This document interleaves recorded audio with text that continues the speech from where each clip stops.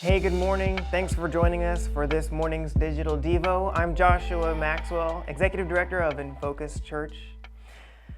When the man saw that he did not prevail against Jacob, he touched his hip socket, and Jacob's hip was put out of joint as he wrestled with him.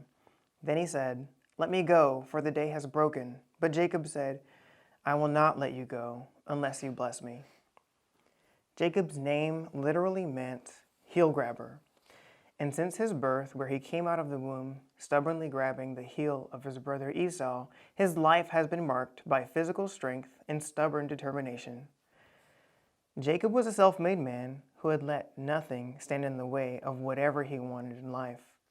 The Bible leads us to believe that Jacob was a physically strong man, from the heel grabbing in Genesis 25 to moving a heavy stone for Rachel's sheep in Genesis 29.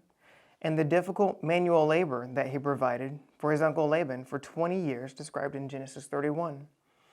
We also see that he is a very stubborn and determined man who uses deception to steal the birthright from Isaac and is determined to marry Rachel despite the challenges that are presented. He spends 14 years working for her father in order to marry her. Jacob is willing to endure anything and everything to get what he wants. The author of Genesis presents an ironic twist in his account of the wrestling match, because it is now the physical weakness of Jacob that leads to the transformation of his character. The man who had thrived off of determination and effort is now transformed by his inability and weakness. For the first time in his life, Jacob is met with an opponent he could not defeat through his physical strength, his cunning and manipulation, or his stubborn willpower. Not willing to admit defeat, Jacob clings to the assailant when it strikes him who he is fighting and the significance of the fight. The contrast the author uses between night and day show the darkness that Jacob is living and fighting in his own strength, opposed to the dawn where Jacob discovers that God is his source of blessing and strength. There are many giftings and natural tendencies that God has given each of us.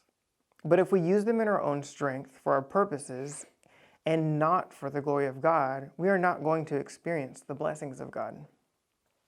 Jacob's encounter with God points to Christ as the source of our strength. Apart from Him, we can do nothing, but with Him, all things are possible.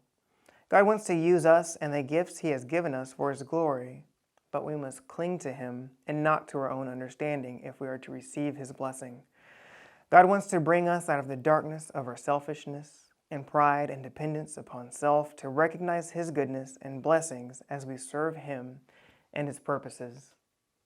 Thanks for joining us this morning for this Digital Devo. Make sure you follow us on all the social media platforms during this time of social distancing.